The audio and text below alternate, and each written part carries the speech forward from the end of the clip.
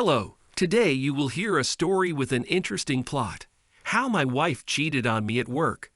I ran out of money on my phone, she said. How come? You have a huge limit on your rate there. You probably spent it on social media, didn't you? Yeah, she said it too hastily. There was a hint of untruth in her voice through the tension. Why don't I look it up in my account? No, you can check it later. Let's go to bed, she declares imperiously. I have big plans for you tonight. I usually take the initiative. She's 42. For her, intimacy is just a marital duty. The next day, February 21, I go to her personal office at work and see that she is out of her SMS package. Since she hardly ever used text messages, I, in all seriousness, thought that I was just having a blurry vision. It's been a while since I've peeked at her calls. Been getting more and more trusting of her lately. I asked for detailed stats and found something I didn't expect to see at all. A steady stream of text messages to the same number. I looked up the number on the internet and almost immediately I found out who it belonged to. It was a businessman whose my wife used to work in a home appliance store. The man, as my wife says, is very decent and respectable. The facts speak for themselves, and I feel my pulse going over 100. My body instantly, without consulting me, went into a state of stress for a few days. I returned from work, as usual, an hour and a half earlier than my wife, walk in circles around the apartment, then try to finish packing the closet. This is what she catches me doing. Why are you so sad? You do not have a face. What's wrong? Nothing's wrong. I feel a little nauseous. I'm putting myself out of my misery and postponing the scandal. I need to get to her phone. Myself out of my misery and postponing the scandal. I need to get to her phone. Wait for her to shower. I have access to a smartphone. I've never noticed. But she's in control of her phone all the time. Even when she pops into the bathroom, she puts it in front of the door. No chance. We go to bed. I somehow fall asleep, though my heart never slows down. By morning it was unbearable to lie down and tell myself that I was sleeping. I periodically look at the scoreboard of the electronic clock. And then it's 5 o'clock. I get up and get dressed. My heart beats in a new, already familiar rhythm. They say I have to sleep with the problem first, and then act. In terms of time, I think it is possible to consider that I have slept. My wife cannot sleep when I walk around the apartment.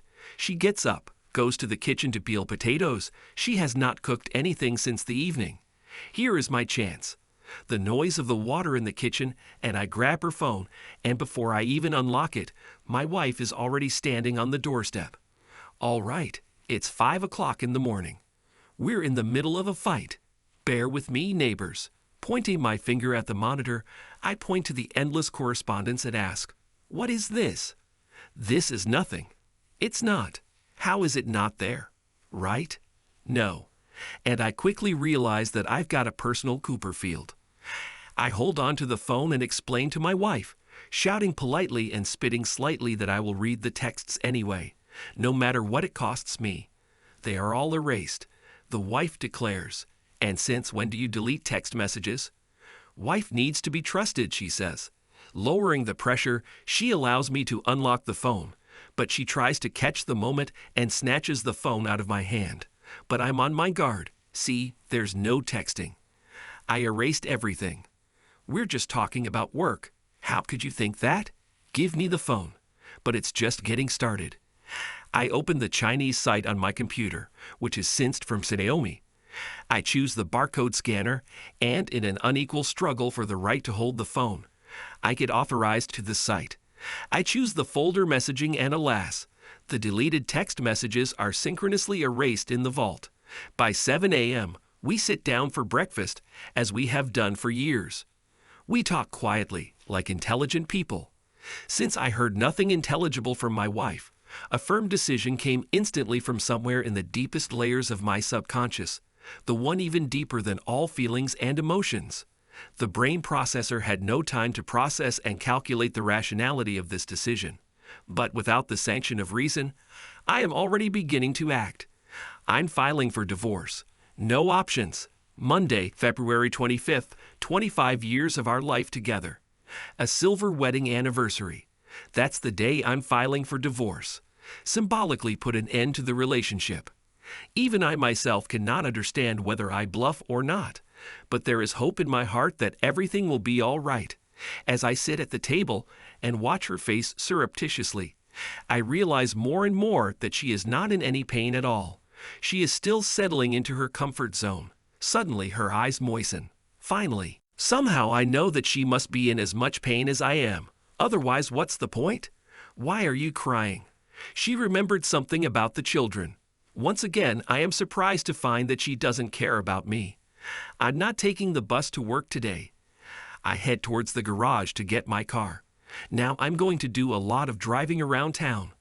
On my lunch break, with a prepared printout of the negotiation fragment, I head to the store where the spouse of the asshole who dared to unscrupulously meddle in our family works. Let this woman, who has already given up a little over the years, work from here on out. I will not call the asshole. It makes no sense. Experience tells me to find other solutions. The end of the day, I rush home, pack a big bag of things, and leave for the cottage. I'd fight a heroic battle against snow with a shovel in my hands. The temperature in the house is minus. It is not meant for living in the winter. The next day, my student's son is back in town for an unscheduled vacation, but I only keep in touch with him by phone. I did not return home. I had to lie to my son that I was renting an apartment. I couldn't let her know where I was, but she figured it out. On February 23, she found me in the yard with a shovel. She rushed me in a cab. Come home. I need you. I was not going back to my comfort zone and was clearly trying to explain to her how we were going to divide the property. My wife announced that she was staying here with me. I made it clear that she would not survive in such conditions. She didn't believe me. She went into the cabin and then quickly scurried away. My phone now held a printout of my wife's phone calls from the beginning of the year. By morning, I had learned them by heart. A call on the 1st of January, apparently to congratulate me. A call on January the 14th. We chatted for about 5 minutes. The 31st of January, calling back, texting each other. In February, I got some kind of crap. And then on the 18th, calls and texts from the beginning to the end of the day. I couldn't imagine how I could be distracted by such an intense barrage of correspondence. My wife's voice was spinning in my head. You have to trust your wife. We were just communicating about work. You have to trust your wife. In the evening, I dropped by my apartment for an hour. While my wife was at work, I cleaned myself up and talked to my son. My son reminded me what century I was living in. That he finds nothing wrong with this phone statement, that I have some strange ideas about marriage. I'm sure that after talking to me, he told his older brother that his father had lost his mind. On Tuesday, I felt even worse in terms of my physical health. The main problem was with sleep. In the morning after the planning session, I realized that if I stayed at work until the evening, I would have a stroke. I agreed with the director that I would leave in the afternoon and began to finish the urgent tasks. Besides, I made an appointment with a psychologist. Suddenly at 9 a.m. my wife showed up. She brought me a container of hot lunch and looked at me with a loving sad look, as if I were a seriously ill person. So it was. I put her in the car and grilled her. What had happened and on what date, and what had been talked about. Roughly it went like this. Have you ever talked to him on the phone before? No, not since I quit my job. Never. And you never called him until February? I only called him about that problem. I don't remember exactly when.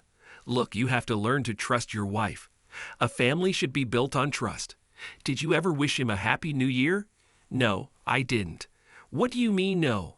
The call from the 1st of January at lunch.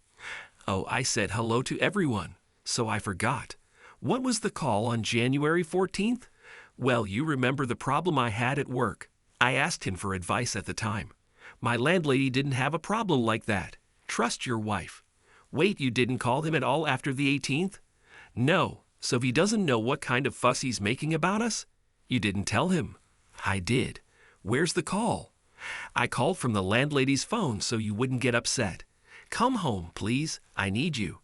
Okay, I have an opportunity to recover a text message. Will you give me the phone? Of course I will. Here you go. Take whatever you want. You're gonna get a text with a code today. Will you give me the numbers? Yeah, do whatever you want. There's nothing in those texts. We were talked about work. I asked about his kids. I told him how we were doing. He asked about you too. I don't have anybody. You've got yourself all wound up. Come home. I need you. I want to grow old with you. You see, there is spiritual treason. You have so little contact with me. You spend all your time on social media. I miss talking to you. You know, I only have girls on Facebook, and I sell flowers there. I'm sorry. Let's start over. Okay, I have work to do. She also warned me that this businessman's wife called her from this number. She said some nasty things about her.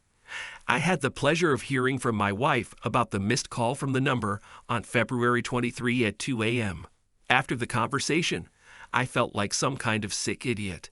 Maybe it really was okay. It warmed my soul so much. But some psycho deep down inside was forcing me to act against logic, without regard for anyone, not even me. After lunch, my son wasn't home. When I entered the apartment, I immediately threw a pillow on the couch. All that was left was to fall down and forget myself to sleep. Making an effort, I turned on the computer. I opened the Chinese website, and by some miracle, I opened the messaging folder without any SMS request. Again, I looked and saw that all the messages had been deleted. Everything is meaningless. I wanted to see them and see for myself that I was a sick nutcase, and go back to the normal world, trust people, to take life easier. I tried to close the page, but when I had no luck navigating around the site, I saw the trash button on the menu. I pressed it. All the deleted text messages appeared in front of me. What I saw was a complete surprise. There were all the details of an intimate conversation with pictures and piquant details of my wife and her lover. Well, my suspicions were justified. I looked at my watch. I had plenty of time. It's time to act. The wedding anniversary was only 2 days away. I booked dinner at a restaurant and sent out invitations to all our friends and acquaintances. I also sent invitations to my wife's parents and my own parents. My wife was happy and relieved, and then came the day of our anniversary. The guests gathered and congratulations began. While they were saying their congratulations, the waiter handed each guest an envelope with intimate correspondence and pictures of my wife with her lover. All with surprise and not understanding what is happening looked at me. I said, "You may now open the envelopes I have prepared." I watched with satisfaction as the expressions on the faces of our guests change. I saw our sons looking at their mother with contempt, but while my wife was greedily gulping for air and pretending to be very sick, the chief guest of the occasion entered the restaurant. All the guests looked intently at the man who entered and recognized him from the pictures. The man was surprised by this attention, and my wife jumped in surprise. The day before the party, I had sent an invitation to the restaurant from my wife's phone to her lover, to which he willingly agreed. As I watched the faces of the guests, only my father smiled at me and said, "Son, you're the best I've got. If you think my wife's lover went unpunished, you are mistaken." When the lover came home, his things were already packed, as his wife had received the same envelope. As a result, my wife and I separated. My children have no relationship with her, and I have gone on living my life to the fullest. Thanks to everyone who took the time to listen to today's stories. If you enjoyed it, please consider liking and subscribing if you haven't already. Feel free to share your thoughts on the events in the comments below. Take care.